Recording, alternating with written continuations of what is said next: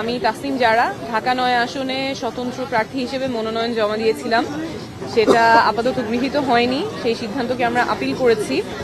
আপনারা দেখেছেন, রিপোর্ট করেছেন যে একদম 1.5 দিনের মাথায় প্রায় 5,000 মানুষ স্বতঃস্ফূর্তভাবে আমাদের কে স্বাক্ষর দিয়েছেন, অনেক ভালোবাসা দিয়েছেন, নিজেরাই স্বেচ্ছাসেবী হিসেবে বুথ করেছেন, ভলান্টিয়ারিং করেছেন।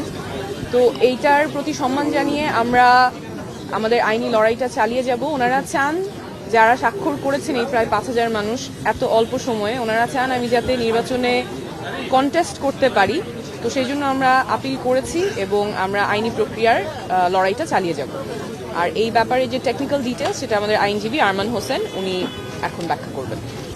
জি, আপনারা জানেন বিভাগীয় কমিশনার ঢাকা তথা ঢাকা 9 আসনের রিটার্নিং অফিসার কর্তৃক ডক্টর তাসনিম জারার যে মনোনয়ন বাতিলের আদেশ হয়েছে, সেই আদেশের বিরুদ্ধে আমরা আজকে নির্বাচন কমিশনে আপিল করেছি।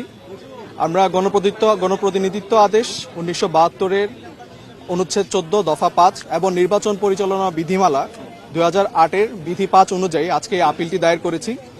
আইনগতভাবে আমাদের এই আপিলে জয়ী হওয়ার শতভাগ সম্ভাবনা আছে। আমরা আইনগতভাবে আশা রাখতে পারি, আমাদের সে আত্মবিশ্বাস আছে যে এই আপিলে আমরা জয়ী হয়ে আসব এবং আমরা প্রত্যাশা রাখি যে আপিলে জয়ী হওয়ার মাধ্যমে ডক্টর তাসনিম জারা আবার পুনরায় জনগণের প্রার্থী হিসেবে ঢাকা 9 আসনে নির্বাচনে প্রতিদ্বন্দ্বিতা করতে পারবে। যেটা হচ্ছে যে নির্বাচন পরিচালনা বিধিমালা এবং সংশ্লিষ্ট আইন অনুযায়ী আপনার 1% ভোটারের যে লিস্টটা আমরা জমা দিয়েছি, সেখানে কিন্তু আমরা শতভাগ সঠিক আছি সেই লিস্টে। কিন্তু যেহেতু আমরা যে সময় এই ভোটারের লিস্টটা কালেক্ট করছিলাম, যে সময় আমরা স্বাক্ষরটা কালেক্ট করছিলাম, আপনারা জানেন নির্বাচন কমিশনের কোনো ওয়েবসাইট কাজ করছিল না, যেখার মাধ্যমে আমরা ভেরিফাই করতে পারবো যে যিনি আমাদের এখানে স্বাক্ষর করছেন উনি আদতে ঢাকা 9 আসনের ভোটার কিনা। আপনারা এর মধ্যে একটা ইনফরমেশন জানেন যে আমাদের যার স্বাক্ষর নিয়ে নির্বাচন কমিশন অথবা রিটার্নিং অফিসার কর্তৃক একটি প্রশ্ন ছিল, তিনি কিন্তু তার ভোটার আইডি কার্ডে তার ভোটার এলাকা হিসাবে ঢাকা 9 আসনেই কিন্তু তথ্য ছিল।